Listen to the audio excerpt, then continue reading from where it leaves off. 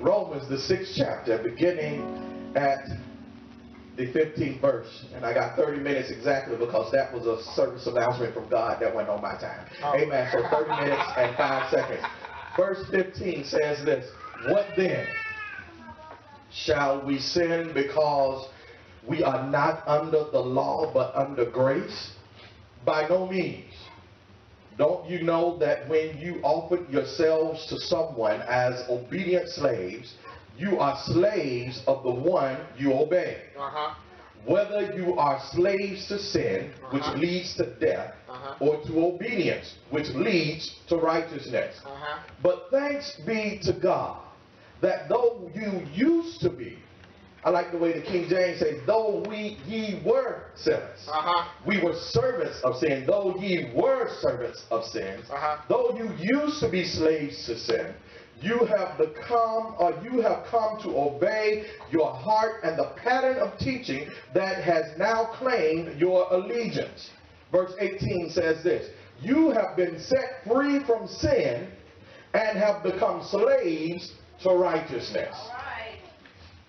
You have been set free from sin and have become slaves to righteousness. Let me read the King James Version. What then shall we say, let me slow down. What then shall we sin?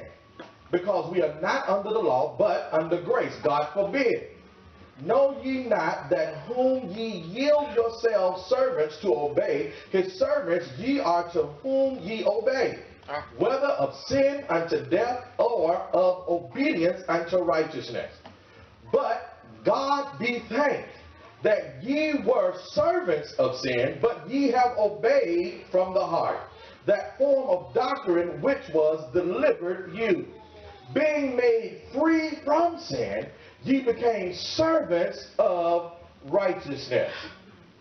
You have been set free from sin and have become slaves to righteousness. May the Lord add a blessing to the hearers, doers, and procurers of his holy word.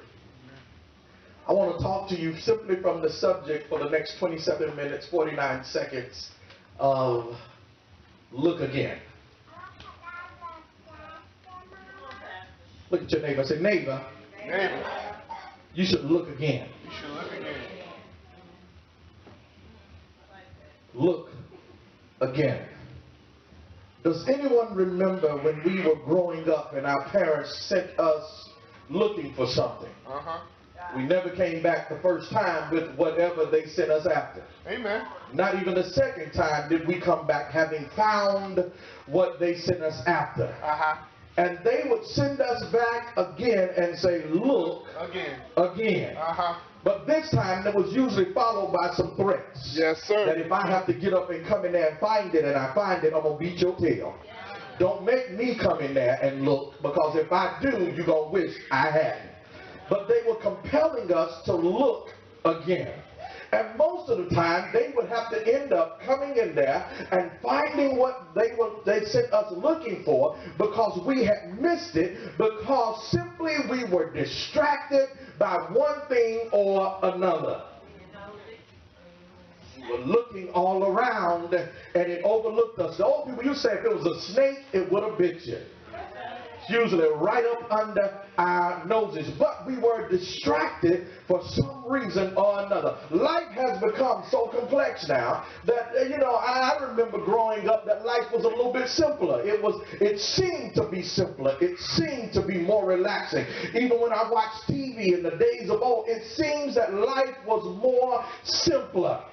Less to worry about. We didn't have to be overly concerned about what was going on in our communities. We didn't have to be over concerned about who was living next to us. Our communities were a network of families trying to raise children and young men and young women to be productive characters and citizens in society. We were focused as a community. Our communities were those things that came together to push us forward. If somebody was doing something crazy, the community came together to stamp it out and to push us forward. We were focused. Life was more simpler then. And the thing about it was that the church was the anchor of the community. The church was the pillar of the community. That's why churches used to be centered dead smack in the middle of communities. Y'all remember when people used to have to walk, they would walk to church because their community church was right there. They would just get up in the morning and you see them walking to the church house. Some of you, oh, okay, I forgot. Some of y'all a little too young to remember this. But let me tell you what used to happen. People used to walk to church sometimes. Get up in the morning and walk to Sunday school as a family. Why? Because we were all dedicated to this thing that we knew was the pillar of our society. We understood that we could not go any further. We could not go higher. We could not go anywhere without relating God to our lives. And God had to be a part and a center to our lives. Church attendance was better. Amen. Amen. People went to church. Families went to church together.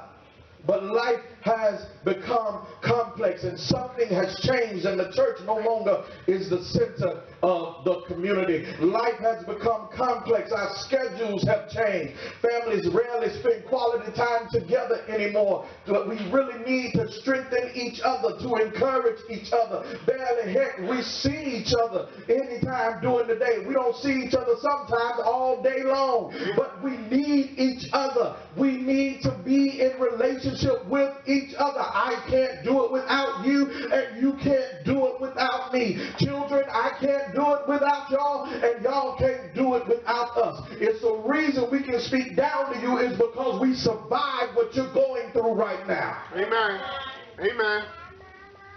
But churches have become, life has become so complex. And the thing is, we don't know anybody anymore. We don't really know the people that live in our house. We don't even know our neighbors anymore. It used to be a time we knew our next door neighbor. I knew my neighbor knew me. They had my number. I had their number. If the kids were doing something in the street, the neighbors would stop them. Hello, somebody. Your neighbor would call you before you got home and call your mama and tell your mama and daddy what you did. Y'all ain't hear me. And if you were in a neighborhood like mine, they would come out, the neighbor would come out, beat your behind, send you home, and by the time you got home, your mama heard about it. You got another whooping from your mama, and by the time your daddy heard about it, when he got home, you got another whooping from your daddy. And just to show, they always called grandmama. So when you went to visit grandmama, thinking you were going to escape the perils, come on somebody, of the house that you were under punishment in, when you got to grandmama house, grandmama took her cane and beat the stew out of you because she had heard what you had done. Amen.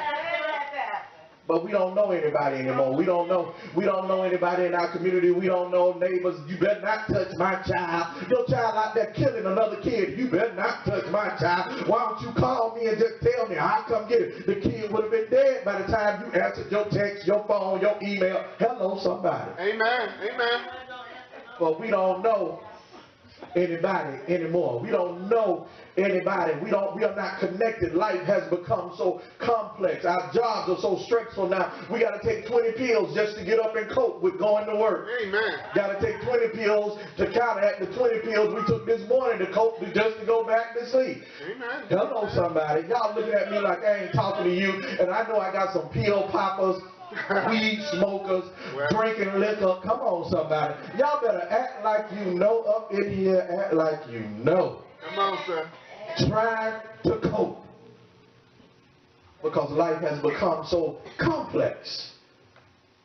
And it wouldn't be so bad if we go back to what was the foundation, which was the church. If we would go back to making the church the center of the community. It wouldn't be so bad if in our lives if we would go back to understanding what I can receive from church. But now the church has become a castaway of no return. God has become a booty call at 2 o'clock in the morning.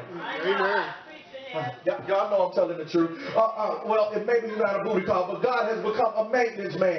Only when I need somebody to take care of me. God has become a call of just when I need somebody or need something to fill the void. When I'm consumed by my problems, instead of God being the focus of our life, God has become a secondary thought. God has become something I just do on my part-time. He's an extracurricular activity. Look at your neighbor and say, but I got to look again. But I got to look again.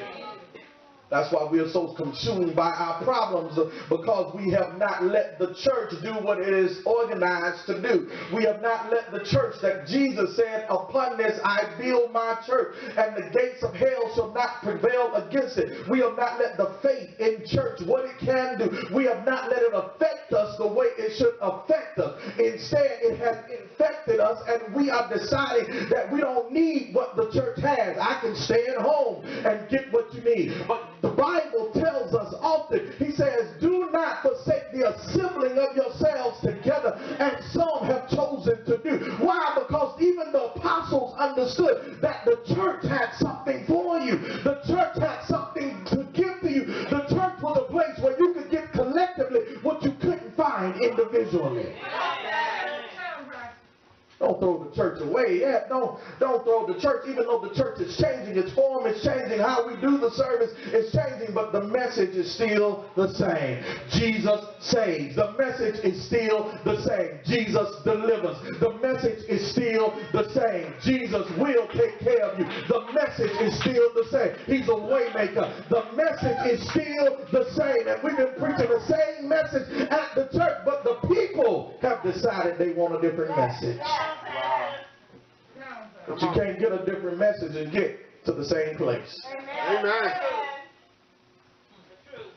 It doesn't work that way. So what the church has changed, and we are so consumed by our problems that if we do come to church, because mind you here, so I'm preaching to the choir because you're here. So if we do come to church, I got something for you too. If we do come to church, it takes a highly prepared, skilled worship team to get you out of your seat, for you to stand up and even begin to clap, for you to even begin to close your eyes and worship. It takes somebody of a caliber that is out of this world to sing the right notes, to dance across the melodic, come on somebody, the melodic epitones of music, so that you are tickled in your fancy to get up and begin to thinking about clapping your hands and giving God praise. So we come to a point that we can get you to come sometime, but we have still not looked at the focus of what church is really about. Amen. Amen. So, Pastor, how do we get back to looking at the focus then of what church is really about? How do I make church productive to me? How do I make church interesting to me? How do I make church a place I want to be? How do I make church a place I will set out my time and come to? Well, you've got to do three things. And the first thing is you got to start very much to look again. But I want you to look at these three things. Number one, I want you to look backwards. Number two, I want you to look inward. And then I want you to look outward. All right, sir. Say that with me. First, we got to look backward. Backwards. Then look inward. Look inward. Then look outward. Then look outward.